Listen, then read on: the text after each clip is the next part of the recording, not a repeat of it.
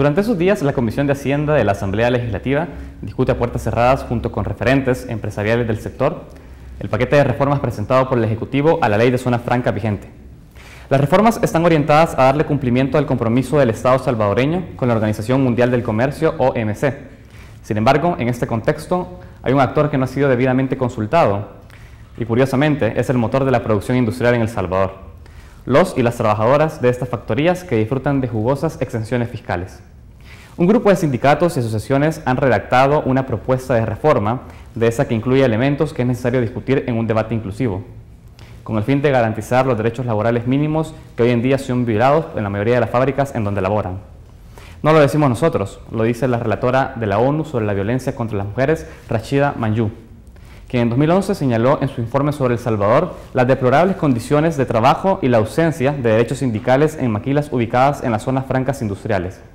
Los mismos líderes de gremiales empresariales que hicieron tanto caso a las relatoras sobre la independencia judicial hace unos meses han obviado por completo estos señalamientos de otra relatora de la ONU. Por supuesto que el cumplimiento irrestricto a las obligaciones de los trabajadores es un hecho que no se puede discutir, pero ¿qué hay de los deberes que los empresarios deben cumplir con sus trabajadores? ¿Qué pasa con el Estado, que en momentos pareciera tomar una actitud tolerante ante abusos patronales a los trabajadores? ¿Hasta cuándo seguiremos como sociedad ignorando la precaria situación laboral a la cual se ven sometidos muchos de nuestros hermanos y hermanas salvadoreños? Esta mañana queremos conocer en qué condiciones se encuentran los trabajadores de maquilas y call centers en nuestro país. Y lo haremos con Estela Marina Ramírez, secretaria general de Fuerza, con quien cuestionaremos el rol del gobierno y demás instancias estatales en la garantía de derechos laborales y humanos y en la persecución del delito ante sus violaciones. Soy Saúl Hernández Alfaro, bienvenidos a Francamente.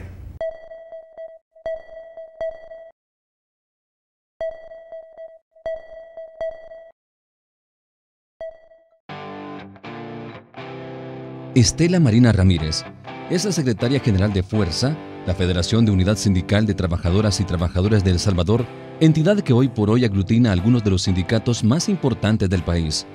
Sus labores se centran en la defensa de los derechos laborales en las factorías ubicadas en las zonas francas del país. Son centros de trabajo con innumerables demandas por las condiciones en que sus empleados, y sobre todo empleadas, desarrollan su labor. Ramírez fue de hecho víctima de una práctica tan común como ilegal: el cierre de fábricas sin previo aviso, una vez se organiza un sindicato dentro de las mismas. A ella le ocurrió en 2010 cuando ella y sus compañeras llegaron un día a su factoría textil y la encontraron cerrada. Dentro de Fuerza está el Sindicato de Trabajadores de las Comunicaciones, SITCOM, del que es dirigente nuestro segundo invitado de hoy, que es Francisco Javier Gómez. Su labor está centrada en defender los derechos de los empleados y empleadas de call centers y empresas de servicios de telefonía e Internet. Son entonces dos luchadores sociales incluidos en un rubro: el sindical, tradicionalmente demonizado en el país. Personas que contra viento y marea, siempre bajo la amenaza de perder su trabajo, denuncian una realidad silenciada. Con ella y con él, hoy queremos hablar de la situación de los derechos laborales en el sector privado en El Salvador, un asunto de gran importancia que merece ser tratado francamente. Buenos días, estamos en Francamente esta mañana. Hoy es jueves 31 de enero de 2013 y estamos cerrando este primer mes del año. Esta mañana conversaremos con Estela Marina Ramírez, ella es secretaria general de Fuerza. Esta mañana también está invitado a nuestro set Francisco Gómez García, pero bueno, ha tenido problemas para poder llegar a nuestro set. De igual forma vamos a dar la bienvenida y a comenzar a conversar sobre el tema que tenemos en cuestión esta mañana. Le doy la bienvenida, señora Ramírez, por acompañarnos. Gracias, Berta, y un saludo a toda la teleaudiencia. Agradezco pues el espacio que nos da el canal y bueno, pues esperamos poder dirigir un mensaje a toda la población trabajadora, específicamente a aquellas mujeres y hombres que están laborando en las empresas de zona franca y en las que se les reconoce como los DPA, ¿verdad? Que son todas aquellas empresas de maquilas, textiles, Perfecto, que están fuera de zonas francas. Y justamente ya lo decíamos en un inicio, en nuestra introducción, queremos saber cuál ha sido el involucramiento de los sindicatos también en la discusión que hoy por hoy se tiene en la Comisión de Hacienda de la Asamblea Legislativa sobre las reformas que presentó el Ejecutivo a la reforma de la Ley de Zonas Francas. ¿Han sido invitados los sindicatos a esta discusión? Bueno, verdad, sí, hemos sido invitados ante nuestra insistencia decirles que no conocíamos de los contenidos de la reforma presentada por el Ejecutivo, sino hasta 2 días antes que nos llaman a la audiencia en la Comisión de Hacienda, y lo poco que hemos podido leer de esa propuesta es que el Ejecutivo está proponiendo crear una comisión técnica integrada por Economía, integrada por la Cantex. Entonces nosotros estamos señalando dónde está el Ministerio de Trabajo, que es la institución que su mandato es garantizar el cumplimiento de los derechos laborales de las y los trabajadores, pero también dónde está la participación de los trabajadores.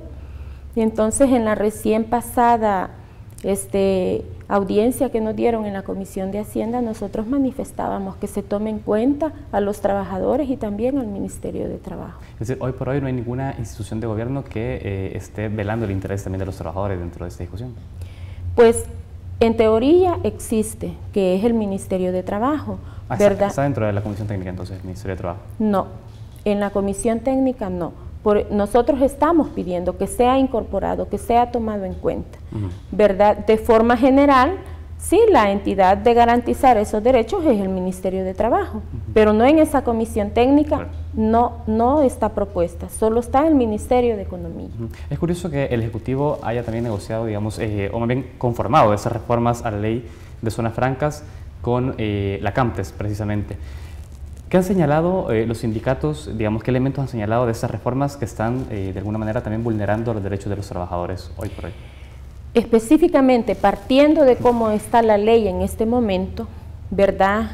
Si nosotros la leemos, todo su contenido solo tiene garantías comerciales para las empresas, procedimientos, cómo entrar a ser parte de los beneficios arancelarios, pero muy poco habla de los derechos laborales. Y específicamente solo el artículo 29 es que hace mención al cumplimiento de los derechos laborales, pero se queda corto, o sea, no especifica un procedimiento o un mecanismo de cómo se deben de cumplir, eso es uno, pero también hace mención en el artículo 40, ¿verdad?, donde dice de que en caso de un cierre total, la autoridad competente declarará que hay un cierre total, entonces ese también es otro vacío. Y eso es lo que estamos como señalando en nuestras propuestas de reforma también. En nuestras propuestas estamos proponiendo que se incluyan mecanismos, ¿verdad? Quisiera pues totalmente aclarar que como organizaciones sindicales y responsables que somos, no estamos pidiendo que las empresas cierren, no es esa nuestra lucha.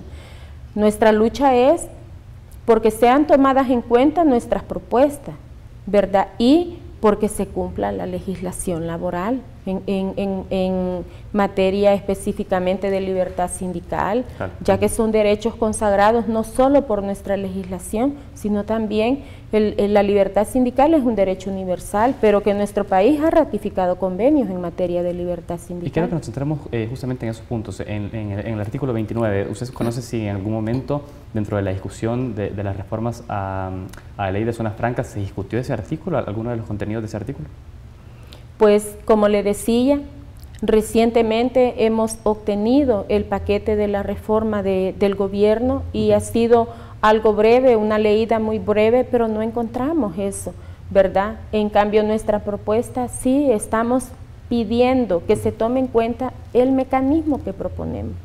Específicamente, ¿qué estamos proponiendo? Bueno, estamos proponiendo que el Ministerio de Trabajo de oficio, en un plazo no mayor de 5 días, emita las resoluciones al Ministerio de Economía, por ejemplo, ¿verdad? El Ministerio en algunos casos ha puntualizado que hay discriminación sindical, ha puntualizado y manda a las empresas a que reinstale directivos sindicales despedidos, porque la ley dice que no pueden ser despedidos. Entonces, las empresas deliberadamente dicen, póngame la multa. Entonces, en primer lugar, si acepta la multa y le dice, mire, mejor póngame la multa, está aceptando que está infringiendo, ¿verdad? ¿Es un caso que se reitera mucho en las maquilas? Claro, claro. Basta ir al Ministerio de Trabajo.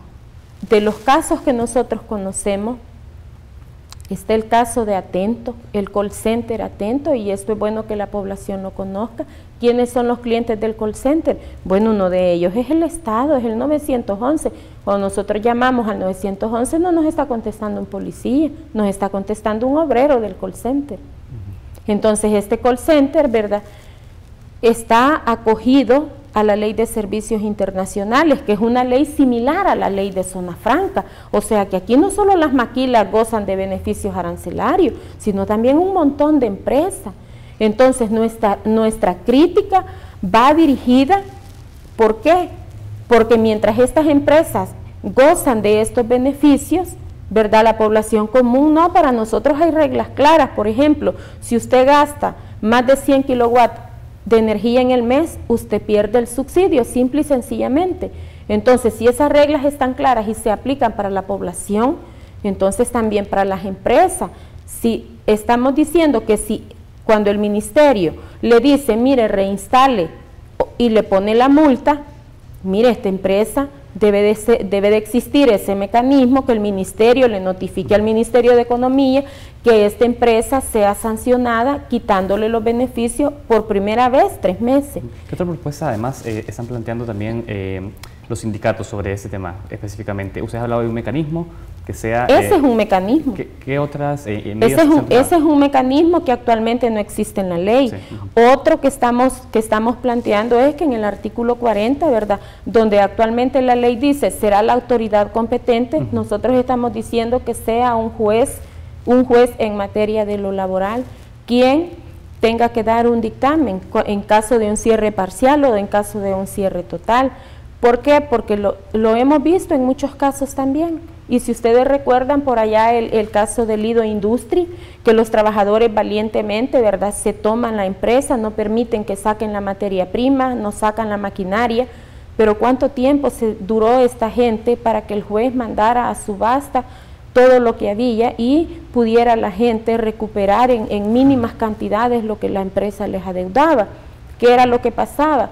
Que el juez de Santa Tecla decía que no, que a él no le competía, el otro juez decía que no, o sea, se tiraban la pelota unos con otros. Entonces, esas dificultades, esos vacíos que existen en la ley, eso es lo que estamos luchando y esa es nuestra exigencia, que así como hay reglas claras para toda la población que cumpla, también que para las empresas hayan reglas claras. Tengo que ir a un primer corte, volver, quiero que sigamos conversando sobre ese tema y que sigamos hablando de otros derechos que están siendo vulnerados hoy por hoy a los trabajadores en las empresas. Vamos a nuestro primer corte, enseguida estamos en Francamente.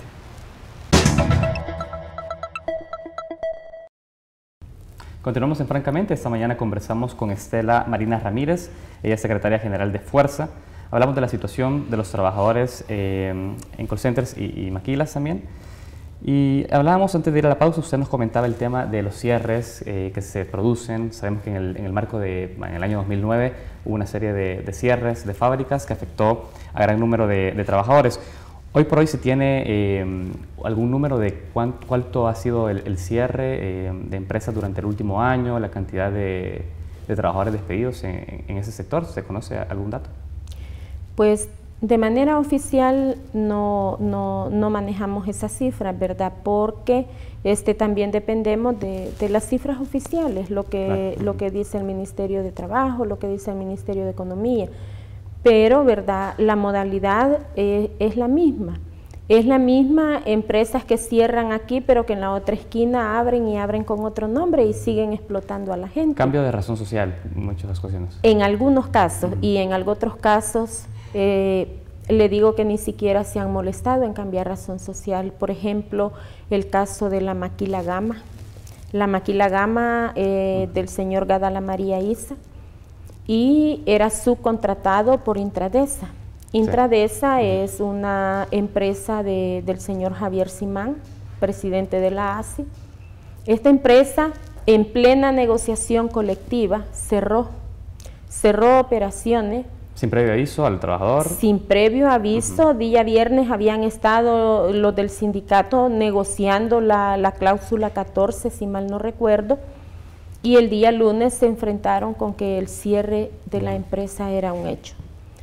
Resulta que a las 2 semanas continúa trabajando, operando la empresa sin cambiar razón social. Esto es una violación en plena flagrancia, ¿verdad? Y que una violación a la libertad sindical tan grande y tan obvia, y es una amenaza terrible para los trabajadores, es una violación a los derechos humanos, porque hablar de libertad sindical es hablar de derechos humanos fundamentales. ¿Y qué pasa con la indemnización, por ejemplo, de los trabajadores en esos casos? ¿Hubo indemnización? Muy buena pregunta, muy buena pregunta. La empresa a algunos trabajadores solo les dio el 40% y era una cuestión de imposición de decirle lo tomas o lo dejas, pero no te damos más. Entonces hemos hecho una lucha muy grande y muy fuerte. Tanto así que nos vimos en la obligación de buscar al cliente de Intradesa, que era la marca Frutos del Lum. Existió toda una negociación internacional, ¿verdad? Y bueno, se logró que a esta gente por fin le pagaran, pero es muy importante, ¿verdad?, reconocer la resistencia, la perseverancia de los trabajadores, pero también es importante que la gente conozca y la gente pueblo a pueblo pues estará de acuerdo porque es una realidad. Aquí le dan lo que quieren y no hay ley que respetar, ¿verdad? Tanto así que hasta este mes de diciembre de este año recién pasado, la gente recuperó su totalidad del 100% de sus indemnizaciones y que fue necesaria ir a hacer una concentración a Galería Simán para que a la gente le pagaran. Entonces, esa es la realidad de nuestro país. ¿Ustedes de alguna manera, digamos, generan ese tipo de diálogo con el resto de los trabajadores y les hacen ver la importancia de la organización de los trabajadores a la hora de reivindicar sus derechos? Es decir, ¿hay un diálogo, hay una concientización de la importancia de la sindicalización en la fábrica?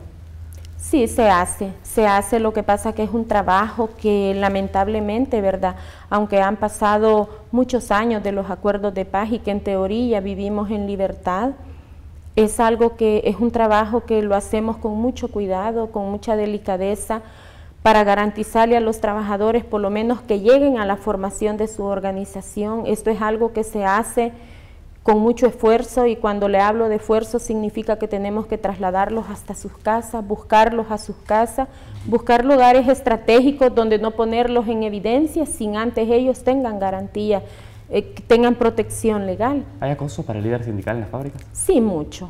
Mire, aquí se han dado desde el caso de acosos, desde el caso de persecución, el caso de amenazas y esto son ejemplos claros, lo estamos viendo en la empresa LD y en la empresa FID.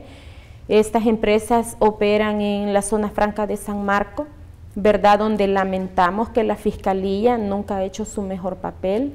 Bueno, hay un avance, ¿verdad?, porque ahora ya les toman las demandas a las trabajadoras, anteriormente ni siquiera les tomaban las demandas.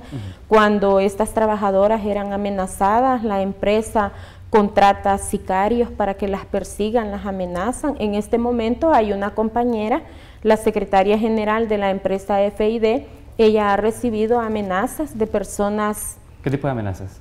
Que la van a matar, si la ven en la zona franca la van a matar. Entonces hemos hecho denuncias internacionales, ¿verdad? La verdad nos preocupa la vida de la compañera, pero también sabemos que quien está detrás de todo esto es el dueño de la empresa, ¿Qué fábrica es? El señor Li Fu es el representante legal de la fábrica FID en San Marcos y bueno, su principal cliente también quisiéramos mencionar que es Hannes Brand Inc., HBI, conocido internacionalmente, es una multinacional, ¿verdad?, donde tampoco ha hecho su mejor papel de intervención, tomando en cuenta que ellos promocionan sus códigos de conducta y en estos códigos de conducta, pues ellos tienen un párrafo que se llama prácticas laborales, ¿verdad?, buenas prácticas laborales, donde ellos venden una imagen, pero que realmente aquí en nuestros países, donde vienen a explotar la mano de obra barata, ¿verdad?, no se cumple ni lo mínimo.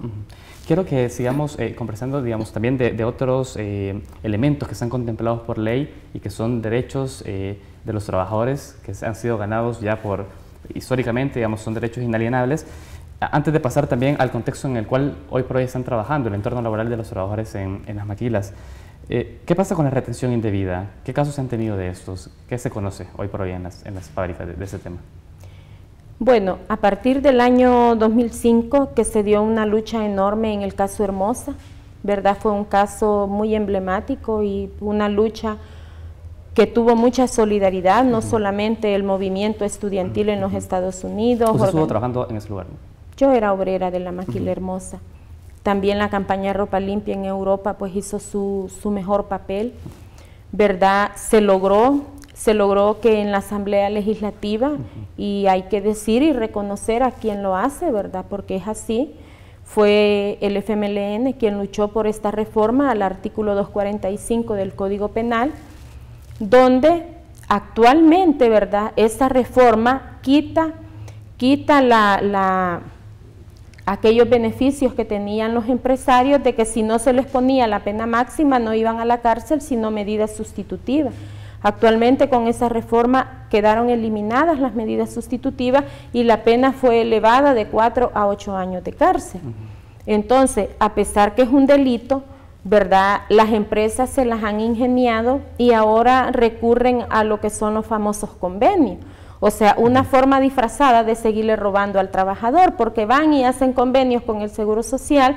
Entonces, en algunos casos, la Fiscalía les dice a los trabajadores, no, pero es que mire, la empresa tiene un convenio. ¿De qué tratan esos convenios? ¿Podría explicarlo? Se trata un convenio, principalmente los conocedores del derecho dicen que no tiene ningún sustento legal, porque no es legal, o sea, no existe en la legislación que ampare hacer estos convenios, pero un convenio es algo informal, podemos decir, donde el empresario llega al Seguro Social y le dice, ¿cuánto te debo? Vaya, es tanta cantidad, entonces él le dice, hagamos un convenio, lo voy a pagar en tantos meses, ¿verdad? Bajo esa modalidad, muchas maquilas le han robado enormes cantidades a los trabajadores, ¿verdad? Y específicamente para el caso Hermosa, desde el 1996, Hermosa operaba bajo la modalidad de los convenios hasta 2005, que masivamente las trabajadoras denunciamos, ¿verdad? Entonces, lo que ocurre con estos convenios es que la trabajadora o el trabajador sigue percibiendo su certificado. Entonces, una dice, entonces está pagando el seguro como tengo certificado, pero el gran problema es, ¿verdad?, que hay dos cosas. Uno, si a usted lo incapacitan, si tiene una cirugía, la incapacidad no se la pagan. Eso, ahí es donde se da cuenta el trabajador y por eso, digamos, comienza la... Claro, ahí es donde... Ahora, ¿qué es lo que tiene que tener claro un trabajador? Y ahí es donde vamos luchando, porque armar de valor a la gente no es tan fácil, ¿verdad? Tenemos lamentablemente un empresariado en nuestro país que históricamente ha infundido terror a la población trabajadora. Terror, ¿verdad?, de que si me demandas te despido, que si abrís la boca te despido.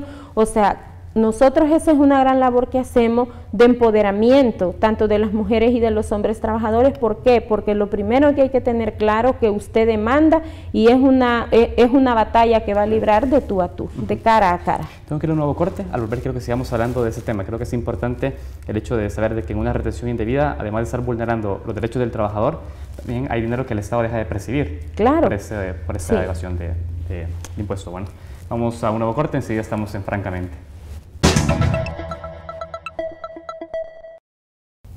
Continuamos en Francamente. Esta mañana hablamos sobre la situación de los trabajadores, específicamente en el caso de las maquilas. Antes de ir a la pausa, hablábamos de estas obligaciones patronales que están siendo evadidas por muchas empresas, específicamente el tema de la retención indebida. Usted hablaba ya de, digamos, cuáles son las consecuencias a las cuales se debe enfrentar el trabajador cuando el patrón no está haciendo un pago de sus cuotas laborales. Ahora, hablemos específicamente, usted hablaba de un convenio, es decir, se ha determinado que el Estado mismo está de alguna manera siendo cómplice de la evasión de responsabilidades laborales. Claro que sí, ¿verdad? Porque si no existe ningún sustento legal, lo que esperaríamos en primer lugar sería un director del Seguro Social que de oficio, ¿verdad?, remita a la Fiscalía General de la República, ya que el mandato de la Fiscalía es la persecución del delito. Entonces, de oficio que remita todas aquellas empresas morosas que le roban a sus empleados, porque esto es una afectación muy grande. Quizás a corto plazo, ¿verdad?, lo que vemos es que si usted se enferma no va a tener un pago de una incapacidad, que en el caso de las mujeres que van a dar a luz, ¿verdad?, nadie les paga sus incapacidades por maternidad. y en el peor de los casos pues tampoco les dan atención, sino que tienen que ir a un hospital nacional cuando ellas han pagado de su salario, que la empresa le ha robado esas cotizaciones, ¿verdad? Pero a largo plazo lo que vemos es una afectación, porque no vamos a tener fondos para nuestras pensiones, ¿verdad? O sea, eso constituye un delito y eso está regulado en nuestra legislación, en el Código Penal.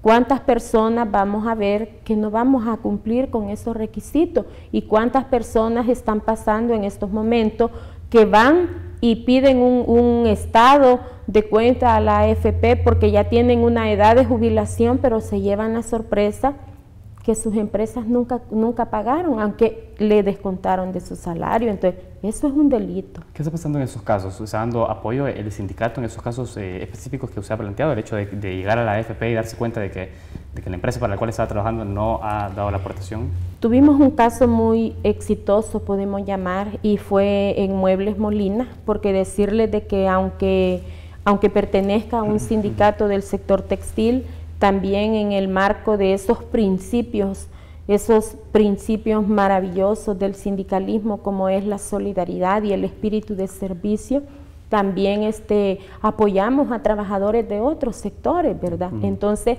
Muebles Molina despidió en el 2007, despidió a unos trabajadores, ¿verdad? Que algunos tenían hasta 35 años de laborar para Muebles Molina y no se podían pensionar, porque la empresa les debía 5 años de cotizaciones. Entonces fue un caso exitoso porque estas personas ganaron sus casos en los tribunales de lo laboral, pero también, ¿verdad?, en la demanda penal por la retención de estas cuotas, también lograron pensionarse. Entonces, ¿verdad? O sea, hay logros importantes gracias a la lucha, a la perseverancia de los trabajadores, pero también creemos que si el Estado hiciera un mejor papel de cumplimiento de la exigencia de que se cumplan las leyes, creo que la situación de la población cambiara. Sí, y creo que sea un tema también que lo vamos a concentrar un poco más adelante. Quiero ahora, digamos, de cara a poder hacer un cuestionamiento sobre el rol del Estado mismo, tanto en su carácter político como en la persecución de este delito, hablemos un poco del contexto en el cual hoy por hoy están trabajando los trabajadores de maquila y específicamente las mujeres, que son, digamos, el género mayoritario en estas fábricas. ¿En qué condiciones se encuentra hoy por hoy una trabajadora de maquila al interior de la fábrica? Pues en una situación más precaria que hace 5 años atrás. ¿Por qué? Porque las empresas van cambiando su modalidad de producción. O sea, ¿verdad? Hace muchos años atrás la producción la hacíamos por línea. Por línea habíamos que 40 mujeres en una línea y todas sacábamos X producción y si me asignaban para ganar bonificación, sacaba mi meta y yo gané mi bonificación. Pero eso lo han venido modificando hasta llegar al grado que aquella cantidad y aquella producción que se sacaba, por ejemplo, con 40 trabajadoras, ahora realizan lo que es los famosos módulos. Estos módulos son de 15 personas y estas 15 personas sacan la producción y las metas mucho más altas que eran hace 5 años, ¿verdad? Entonces la situación es más precaria. ¿Por qué? Porque la estrategia de la empresa es poner a pelear entre trabajadores. Por ejemplo, si usted tiene cita en el seguro, por su culpa no va a sacar la meta el módulo. Entonces, ¿qué hacen? Las trabajadoras se enojan con usted. Si la otra tiene su hijo enfermo y tuvo que pedir permiso, por la culpa de ella no van a ganar o tienen que sacar la producción que ella faltó hacer. Entonces, es una situación más precaria, ¿verdad? Porque no solamente están inmersas en la presión enorme de tener que cumplir con esas cantidades que son extremadamente inalcanzables, sino que también hay que estarse peleando con sus mismas hermanas y hermanos obreros iguales. Pero, ¿verdad? También están los supervisores que parecen capataces, que claro, no tienen el látigo físicamente, pero tienen el látigo psicológico que les están diciendo: mire, si no quiere trabajar, váyase, que no le da vergüenza venir aquí, no compensa ni el salario mínimo. ¿Quién cumple ese rol? ¿Alguien, uno de los patronos de la empresa o los supervisores? Es la empresa, es la política de las empresas, pero que contratan a las personas llamadas supervisoras, ¿verdad? Que tengan esa capacidad, que tengan esas cualidades inhumanas para humillar a los demás y golpear como le dijera, su autoestima, de golpearlo psicológicamente. Claro, que es otro tipo de violencia también. Claro. Digamos. Ahora, hay una cosa importante, usted ha mencionado esta nueva mecánica, los módulos de trabajo. Es decir, se ha instalado también un mecanismo en el cual el trabajo que antes hacían 40 personas, hoy lo hacen 15, por ejemplo. Sí. Ajá. Es decir, es un mecanismo también de optimización de recursos por parte del patrón. Claro, claro, y entonces la crisis la vivimos las trabajadoras, ¿verdad? Porque ¿qué es lo que han hecho las empresas? Bueno, han despedido mucho personal, con menos personal están produciendo muchas mayores cantidades. ¿Y los salarios? Y los salarios de las trabajadoras, o sea, no suben, no aumentan, ¿verdad? Los salarios están ahí que ni siquiera cumplen con lo mínimo como es el mandato constitucional, ¿verdad? En primer lugar, la Constitución dice que el orden económico debe de estar basado en justicia social, cosa que nada que ver. En segundo lugar, ¿verdad? Dice que los salarios tienen que estar al nivel del alto costo de la vida, tampoco nada que ver. Claro. Ahora, es importante, bueno, usted ya lo ha descrito, digamos, el caso en el cual se ven muchos de los trabajadores de Maquila ante, digamos, el poco recurso económico que tienen y los altos costos de vida hoy por hoy. ¿Cuáles son las experiencias que se conocen? ¿Cómo están haciendo los trabajadores ante un alto costo de vida y ante salarios que son realmente bajos? Muy buena pregunta. Fíjese de que es común ver a una trabajadora de Maquila, ¿verdad? Y creo que de manera en general está pasando con la población. Los fines de semana no se descansan. Hay que ir a buscar quién nos da días extra en talleres pequeños. Es decir, además del trabajo que se hace... Además del trabajo que se hace, también mujeres incorporándose al comercio informal, vendiendo tamales, haciendo cualquier cosa para sobrevivir y para colectar un poquito de dinero para tener para los pasajes de la semana. Eso es una situación muy precaria, ¿verdad? Y creo de que es importante mencionarlo porque mientras las empresas roban a los trabajadores, mientras el Estado sigue dando dinero a las empresas, la población sigue adoleciendo, ¿verdad?, de servicios de salud que ya existen y los avances están y lo reconocemos. Por ejemplo, las famosas cuotas voluntarias, que no eran tan voluntarias, si usted no iba y pagaba, no le daban la consulta, ¿verdad? Eso ya es un soporte para la población, no estar pasando esas humillaciones en los hospitales, pero también es contradictorio que el gobierno esté pensando en darle más beneficio a las empresas y cuando hablo de beneficio es más dinero. Claro. ¿Por qué es más dinero? Porque si la empresa no paga impuestos, esto es un dinero que le está dando el Estado. Bueno, y el Estado no tiene fondos y entonces ¿cómo es que le va a seguir regalando? Por lo menos, lo mínimo es que a través de un mecanismo el Estado los acondicione a través de esta reforma a que cumplan la ley. Voy a tener que ir a un nuevo corte. Al volver ya nos centramos directamente al rol que está teniendo el gobierno y todas las instituciones del Estado en general en la persecución y en el seguimiento de estos casos, digamos, de cara a garantizar, digamos, los derechos de los trabajadores. Vamos a un nuevo corte, enseguida estamos en Francamente. Continuamos en Francamente, estamos ya avanzando sobre nuestra entrevista. Quiero que ahora nos concentremos sobre el rol que ha tenido las instituciones del Estado, el Gobierno, Fiscalía General de la República sobre estos casos. Pero quizás antes de pasar más en específico sobre este tema, ya habíamos hablado en alguno de los bloques anteriores sobre de alguna manera la complicidad que está teniendo el Estado con estas empresas que están hoy por hoy vulnerando derechos de trabajadores. Y para el caso le voy a hacer lectura de una frase del actual presidente del Banco Central de Reserva del país. Él decía que un aumento de salario de los trabajadores de Maquila impactaría en los márgenes de competitividad de la región centroamericana.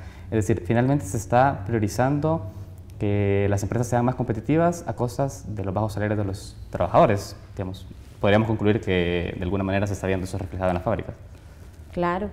Bueno, es lamentable, ¿verdad? Es lamentable cómo los funcionarios de gobierno, más que legislar para la población, que es quien paga sus salarios, porque toda la población pagamos impuestos y hacemos posible pues que sus salarios, lo menos que esperaríamos es que ellos administren con equidad y justicia, ¿verdad? Lamentablemente esa es la realidad que tenemos, pero fíjese de que Nicaragua ha crecido y mucho más que nuestro país. Honduras ha crecido.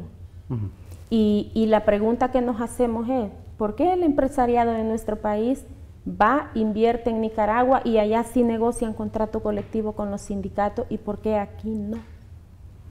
¿Por qué van a Honduras? Y que yo no digo que es malo, qué bueno que crezcan, ¿verdad? Pero no estamos en contra de su crecimiento, que crezcan pero respetando, porque los derechos suyos llegan hasta donde inician los míos. O sea, con esto quiero decir que los derechos acá no son solo para las empresas. Pero qué curioso, porque lo que usted acaba de mencionar es uno de los principios liberales, digamos, y justamente uno de los principios y de las prácticas que muchos de los empresarios en nuestro país dicen practicar, el liberalismo mismo. Es decir, es curioso de que se hable de derechos y que no se cumplan. Mire, quiero que hablemos también del rol del Ministerio de Trabajo, porque ellos también tienen un rol de inspección sobre las fábricas. Sí. Y no sé cómo se está, digamos, operando hoy por hoy. ¿Está habiendo una inspección efectiva por parte del Ministerio de Trabajo? ¿Se están llevando estas denuncias a la luz pública? Hay algunas inspecciones, ¿verdad?, de que se ha logrado que se puntualicen las discriminaciones, que el ministerio puntualice y ponga infracciones a las empresas. Eso es positivo, aunque sigue existiendo una gran cantidad, ¿verdad?, donde llegan los inspectores, donde no hay mayor eficiencia, pero también hay mucho temor en los trabajadores. Nosotros entendemos, a veces sucede el caso que si los trabajadores no hablan, no le dicen al inspector, allí nosotros justificamos por qué el inspector no lo puede poner en el acta, ¿verdad? Y las inspecciones que solicitamos y verificamos que el trabajador habló, ¿verdad? Porque tenemos esa comunicación con los trabajadores. Si el trabajador habló, entonces, ¿por qué no puso en el acta? Entonces, nosotros estamos como exigiendo ese cumplimiento. Y hay muchas inspecciones que han salido favorables a los trabajadores. Por ejemplo, le pongo el ejemplo de LD. LD, que es esta maquila de San Marcos, ¿verdad? LD tiene inspecciones donde el Ministerio de Trabajo ha puntualizado las infracciones a las empresas, pero igual la empresa le vale lo que diga el ministerio, le vale que le pongan la multa, y es allí donde nosotros vemos pues esa necesidad de que entonces hay que infraccionar a las empresas de la manera donde les duele, pues, que es la bolsa. ¿Por qué dice que les vale? ¿También se están negociando en convenios las infracciones? No, porque, vaya, los convenios con el Seguro Social son por los incumplimientos de cuota de pensión y cuota de salud, que eso es separado con los demás derechos. Pero, por ejemplo, ¿verdad?, van a la empresa, le hacen una revisión en materia de higiene y seguridad ocupacional. ¿Qué significa esto? Bueno, significa que no hayan alambres pelados en las instalaciones donde las trabajadoras corren el riesgo, ¿verdad?, de un cortocircuito. También donde las trabajadoras, donde esté lleno de mota y se deslizan y se caen, donde los accesos, donde las salidas de emergencia estén llenas de cajas, de materia prima, de todo eso. Eso debe de garantizarlo la empresa. Concentrémonos en ese punto, el tema de salud al interior digamos, del entorno laboral. También se conoce el tema de los permisos para ir al baño, de los lugares donde se están comiendo hoy por hoy los trabajadores en su hora, digamos, de almuerzo, de comida. ¿Cómo es esa situación? ¿Se están garantizando? ¿Hay condiciones para que los trabajadores puedan tener efectivamente condiciones para ir al baño, para comer sus alimentos? En su gran mayoría no. En su gran mayoría no, porque, por ejemplo, hay empresas que tienen una cantidad de 2.000 trabajadores, entonces el comedor aparentemente se ve grande, pero a la hora de salir todos a comer no da abasto. No da abasto, entonces esas condiciones no se están garantizando para los trabajadores. ¿Se está pagando la hora de comida? No, eso es algo que no se paga, eso es algo que el trabajador tiene que compensarlo. Por ejemplo, en un horario de 7 a 5 de la tarde se están laborando 9 horas. ¿Por qué? Por la hora del almuerzo. Entonces, eso es una violación al Código de Trabajo, porque el Código de Trabajo especifica que desde el momento que usted está a la disposición de su patrono, ¿verdad? Usted tiene el derecho de hacer todas aquellas pausas para satisfacer sus necesidades fisiológicas, entendiéndose como necesidad fisiológica, ir al baño, tomar agua y su alimentación, ¿verdad? Y eso lo paga el trabajador con una hora de trabajo. ¿Qué está pasando con la justicia ante todos estos casos?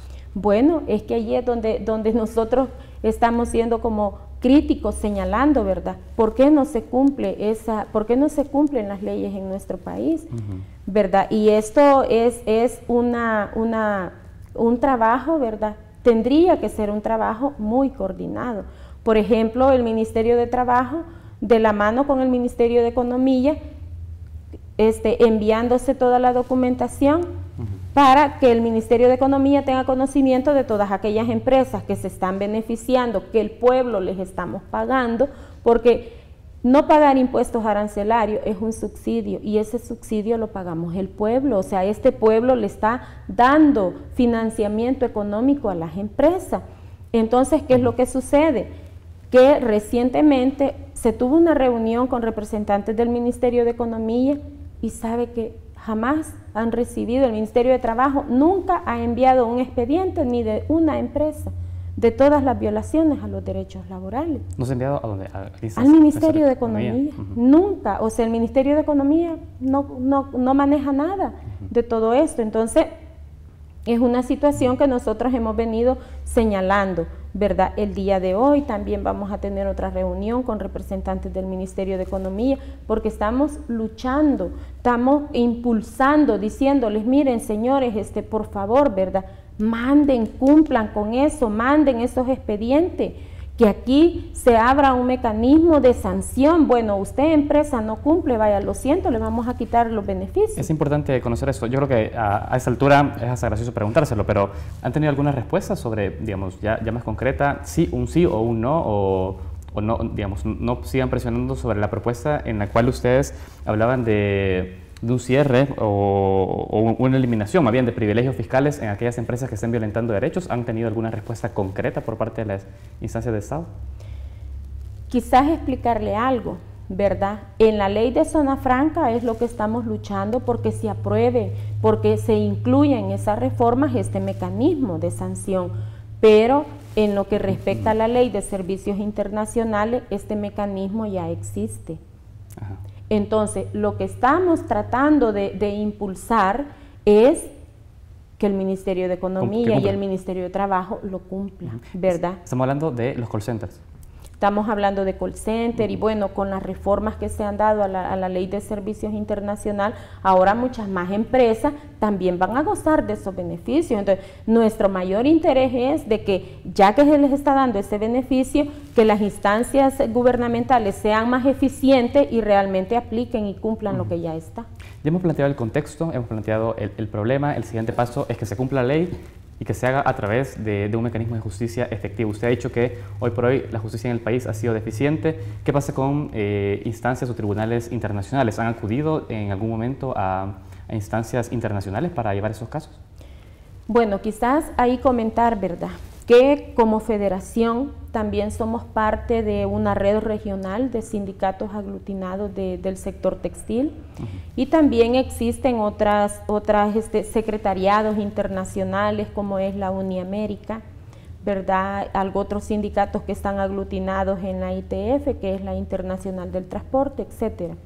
Como fuerza estamos aglutinados en esta red regional de la Maquila, donde tenemos socialización de las problemáticas, elaboramos agendas comunes, ¿verdad?, con los sindicatos de Nicaragua, sindicatos de Honduras, y tenemos un vínculo muy estrecho con las asociaciones de consumidores. ¿verdad? Cuando estamos hablando de estas organizaciones de consumidores, estamos hablando del cliente principal, no solo de las maquilas en nuestro país, sino de las mismas marcas multinacionales para las que se elabora en nuestro país, que es el movimiento estudiantil en las universidades, que sus siglas es USA, y que significa pues Estudiantes Unidos contra la Explotación, y que es muy importante esta alianza con ellos, porque estas empresas, estas marcas multinacionales vienen y contratan a estas empresas acá en nuestro país, claro. Pero estas marcas tienen licencias con las universidades para trabajar, ¿verdad?, y vender la ropa en estas universidades. Entonces, ¿qué hace esta asociación de consumidores? Esta asociación, cuando nosotros vamos y les decimos, hacemos la denuncia internacional ante ellos y les decimos, está pasando esto, con toda una investigación que también ahí nos apoya otra organización, ¿verdad? Esta organización de consumidores va a la universidad y le dice, vaya, mire, universidad, quítele el contrato porque no está cumpliendo con sus códigos de conducta. Entonces, esas alianzas son importantes. ¿Y han tenido, digamos, algún tipo de efecto positivo también? Claro, el pago a las trabajadoras de Confecciones Gama también fue un resultado de todo este trabajo coordinado con estas organizaciones internacionales. Realmente, ¿verdad?, la autoridad así internacional y el reconocimiento que tiene un sindicato es ante la Organización Internacional del Trabajo, que sus resoluciones no son vinculantes. Eso es una debilidad, ¿verdad? Porque aunque la OIT recomiende, históricamente aquí pues los gobiernos han hecho caso omiso a las recomendaciones de la OIT, pero sí hemos tenido muy buenos resultados con estas alianzas de organizaciones también a nivel internacional. Tengo que ir cerrando la entrevista, pero bueno, este espacio también es necesario que ustedes también puedan aprovecharlo para dar una imagen y proyectar, digamos, el posicionamiento del sector trabajador ante las reformas a la ley de zonas francas. Puntualmente, y ya para cerrar, ¿qué mensaje le daría a los diputados para que digamos, avance en una discusión que involucre también a los derechos de los trabajadores en esta ley? Bueno, en primer lugar, ¿verdad?, nos han dado el espacio de ir y plantear nuestra propuesta, que bueno, antes ni siquiera nos llamaban, ¿verdad? Eso es un avance y lo reconocemos, pero también yo aprovecharía a hacerle el llamado a todas las diputadas y diputados de las diferentes fracciones que en primer lugar tienen un mandato, ¿verdad? La ley orgánica de la Asamblea Legislativa pues manda a que estos diputados legislen en favor de las grandes mayorías. Entonces aquí pues la pelota está en su cancha, es el momento de reivindicarse, de hacer un buen trabajo apegado a la justicia, apegado a la ley para toda la población, y a las trabajadoras y a los trabajadores en general pedirles pues su apoyo, a las demás organizaciones que nos sumemos de los diferentes sectores, porque es importante. Si el Estado no recibe impuestos, si el Estado sigue regalando nuestro dinero a los empresarios y no cumplen ni con lo mínimo, el Estado cada vez percibe menos, no va a haber para programas sociales, y en el peor de los casos tampoco va a tener para pagar los salarios a los empleados públicos. El mensaje ha sido dado. Yo le tengo que agradecer también su presencia en nuestro set esta mañana. Muchas gracias. Y le agradecemos a ustedes también que nos acompañaron. Nos vemos mañana a las 6:30 acá en TVX. Gracias.